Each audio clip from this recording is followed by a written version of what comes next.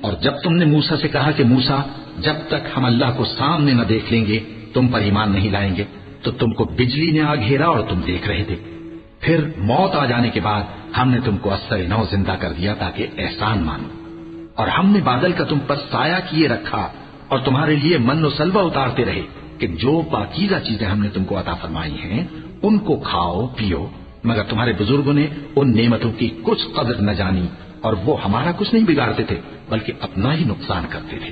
और जब हमने उनसे कहा कि उस गांव में दाखिल हो जाओ और उसमें जहां से चाहो खूब खाओ पियो, और देखना दरवाजे में दाखिल होना सजदा करते हुए और हित्तुन कहना, हम तुम्हारे गुनाह मुआफ कर देंगे और नेकी करने वालों को और ज्यादा देंगे।